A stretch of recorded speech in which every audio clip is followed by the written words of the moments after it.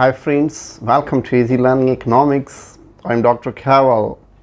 In the previous lectures, we covered in detail all the theories of growth, including Rostow's 5 stages of growth, Harrod Domar growth model, Arthur Lewis growth theory, international dependence model, and now in this lecture we are going to understand the neoclassical counter-revolution market fundamentalism. In this lecture, we shall learn that free markets, public choice theory, and market-friendly approach.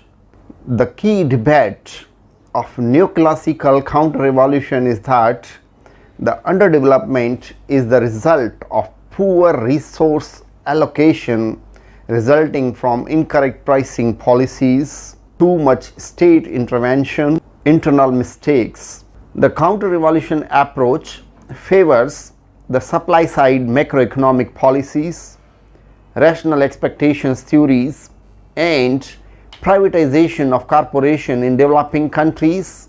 The neoclassical counter-revolution market fundamentalism approach suggested 3 major concepts. Number 1, free markets. Number 2, public choice theory, and market-friendly approach. These 3 approaches have been given by the neoclassical counter-revolution. Now we will discuss in detail that what does it mean, the free markets. So free markets means laissez-faire economy. Free markets explains that the state intervention in the economic activities reduces the speed of economic growth. If markets are allowed to act freely and prices are determined on the basis of demand and supply forces, privatization is encouraged, export and foreign direct investment will increase, then both economic efficiency and economic growth is said to be achieved in underdeveloped countries. The second approach of this theory is public choice theory. Public choice theory is also known as new political economic approach. This theory stresses over the self-interest that guides all individual behavior. According to public choice theory, minimal government is the best government. Now the question arises, why the minimal government is the best government? Because as the government is corrupt and inefficient, citizens use political sources to pursue their benefits. Politicians misuse their powers to maintain their positions, powers and authorities. Bureaucrats, by using their position, extract bribes from the rent-seeking citizens. That results misallocation of resources, powers, and finally individual freedom is reduced. So the less involvement of the government in the economic activities is the good government. Market-friendly approach.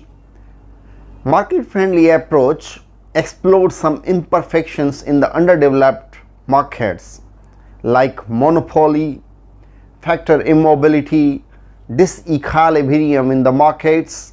The disequilibrium in the markets, it means that the demand and supply are not in balance. If you want to learn in detail about the disequilibrium in the markets, you can watch my lecture. The situations when the market failure, the government plays a key role in facilitating the market operation efficiently, and it is the government that can invest in infrastructure, healthcare programs, education, and high-cost public projects.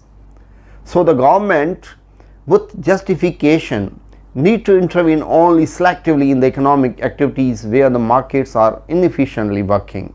If we summarize, we can say that neoclassical counter-revolution market fundamentalism states that the less government is the good government. Demand and supply forces work freely to decide the price, production, and the rewards for the factor of production, and the government involvement should be low and justified. When there is a market failure, that the government plays a key role in facilitating the market failure and correcting the disequilibrium in the market. I hope you have a better ideas about neoclassical counter-revolution. Here I would like to suggest you go through the links given in the description box in order to learn more about the classical theories of growth. In the last but not least, if you have any question or queries, let me know in the comment section. Thanks for watching.